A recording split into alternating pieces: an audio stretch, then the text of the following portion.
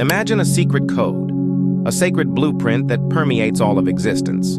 These aren't human laws, limited by time or geography, but cosmic laws, timeless and universal. They don't impose their rules with threats of punishment, but guide life toward deeper wisdom and fulfillment. They have shaped the past and will shape the future, but most importantly, they can illuminate the present.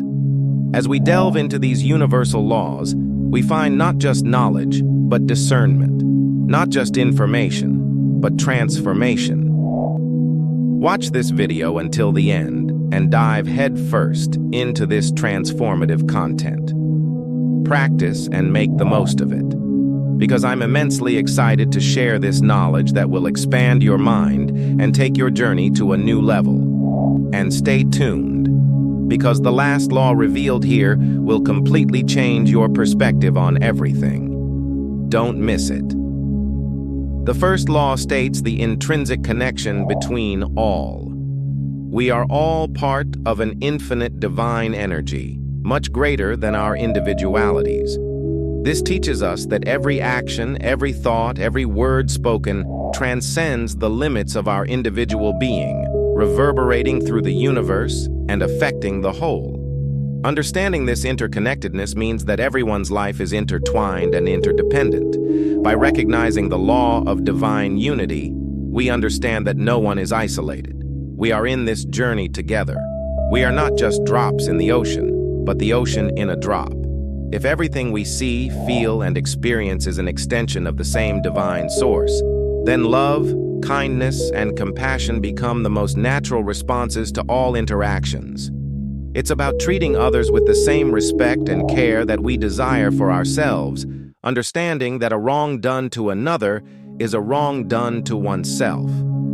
This law is the essence of the golden rule. Treat others as you would like to be treated. How can we apply this principle in our daily lives? Start by recognizing the divine in every individual you encounter. Approach each interaction as an opportunity to express kindness and understanding. When speaking, let your words reflect this understanding of unity. When listening, do so with empathy, knowing that we are all branches of the same tree.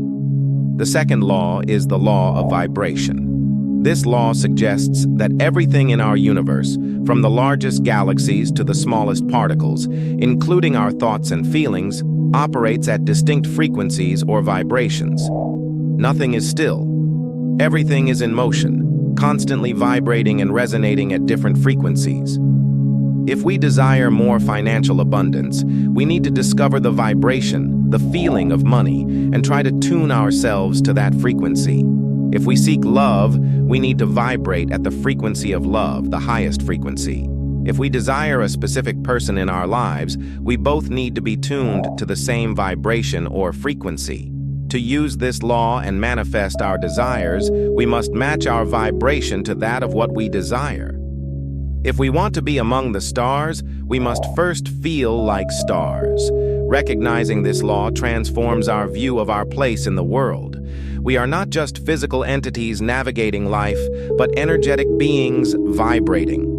At certain frequencies, these vibrations influence our experiences, interactions, and reality. Observe your thoughts and emotions. When you are filled with joy and positivity, you feel light, uplifted, as if you are vibrating at a higher frequency.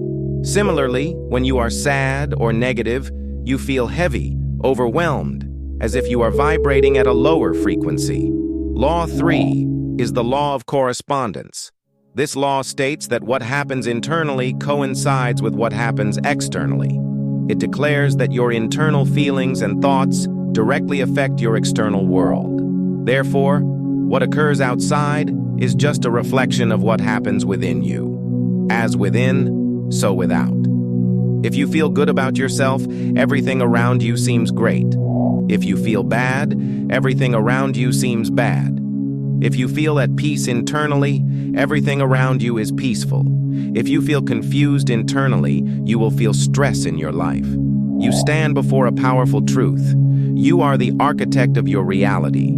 You have the power to shape your external world by changing your internal situation. The thoughts you think, the beliefs you hold, and the attitudes you assume, all of this paints a vivid picture that becomes your life. The things you think about become the things you will have to live with. To change your world, you must first change yourself, and the external world will reflect that. Law 4 is the law of attraction. This law states that like attracts like.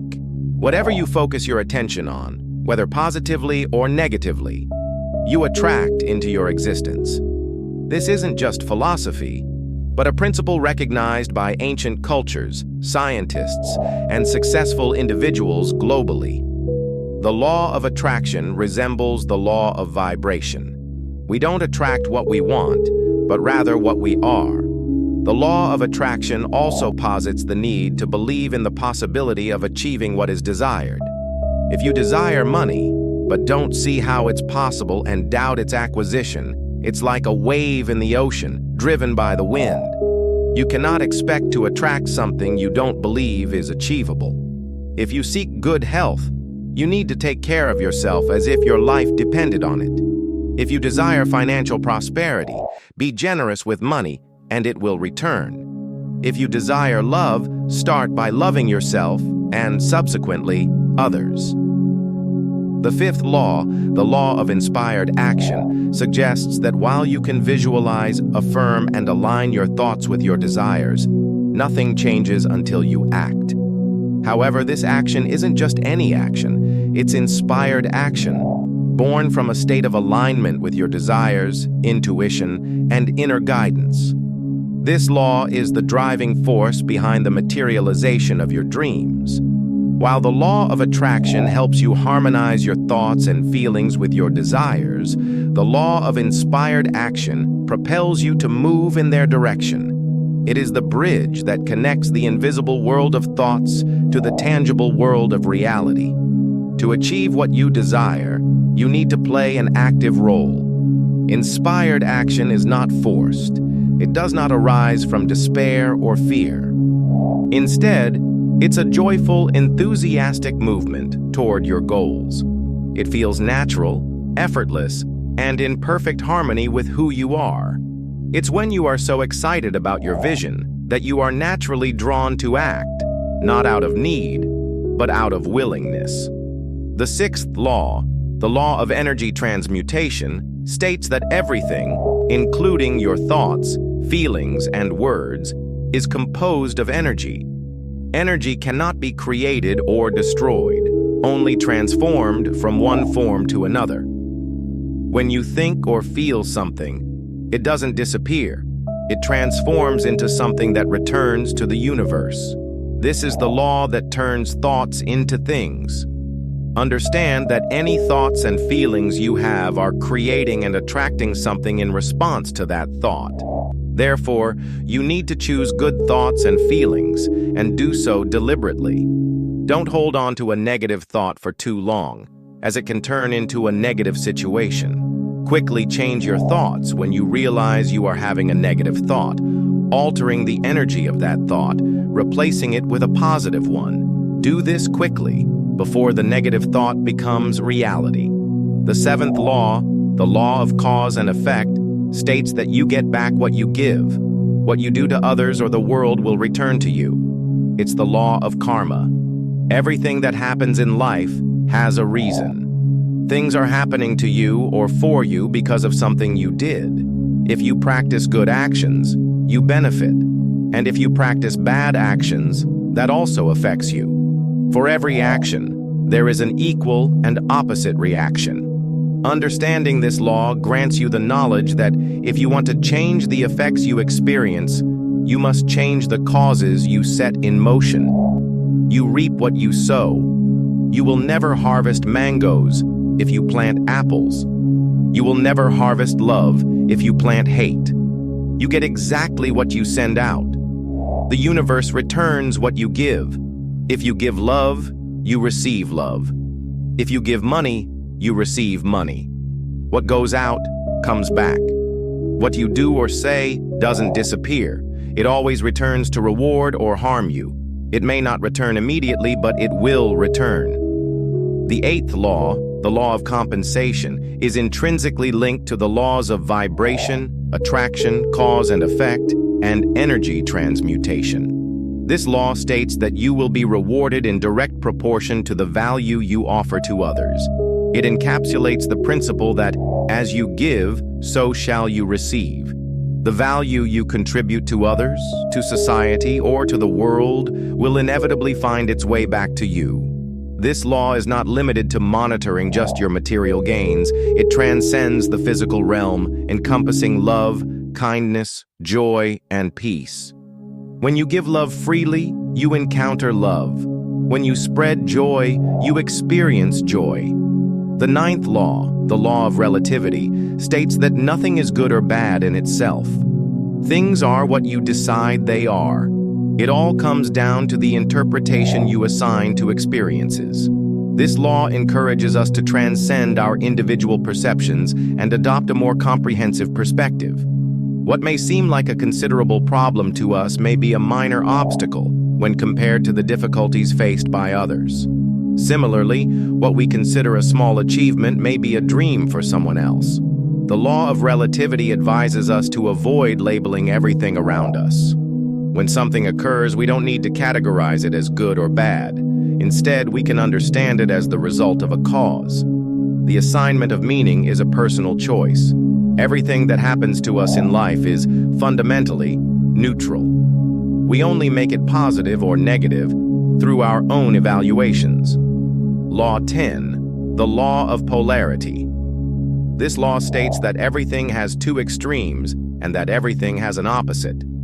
Life has a beginning and an end. There is a spiritual world and a physical world. There is the North Pole and the South Pole. There are the divine feminine and masculine energies. Twin flames, although often seemingly very different, are actually the same essence. There is hot and cold, but they are just different degrees of temperature. There is good and evil, but they are just different degrees of morality. In life, the law of polarity teaches us that even in the darkest moments, there is the potential for light. In our greatest struggles, there are seeds of opportunity. In our deepest sadness, the capacity for joy remains. Law 11, the law of rhythm. This law states that the universe has a natural rhythm or flow which does not like to be disturbed. This teaches us that everything in the universe moves in a cycle or pattern. We observe this in a pendulum or in the change of seasons. Just as the tide ebbs and flows, just as day turns into night and winter gives way to spring, every aspect of life is subject to this rhythmic movement. This law reminds us that our lives are also subject to these natural rhythms. There are times of activity and times of rest, periods of growth and periods of setback, times of joy and times of sadness. We can avoid many problems by being patient and allowing things to happen naturally. The problem arises when we try to force things to happen according to our schedule. This doesn't work and can lead us to frustration. Law 12, the law of gender.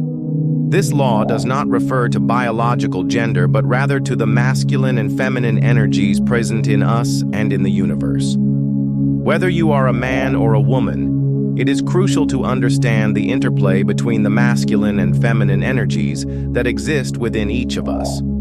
There is no superior or better energy, just opposite energies, but they work together. Understanding the law of gender helps us to value the importance of balance.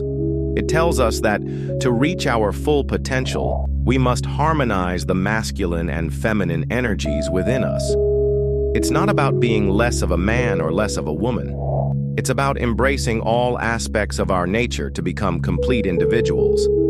These are ancient laws that the wisest people have always understood and lived intuitively. When we don't follow them, we are, in a way, fighting against the way the world works. What makes life really difficult is not the punishment, but the feeling of punishment that arises when we oppose the natural flow of the universe.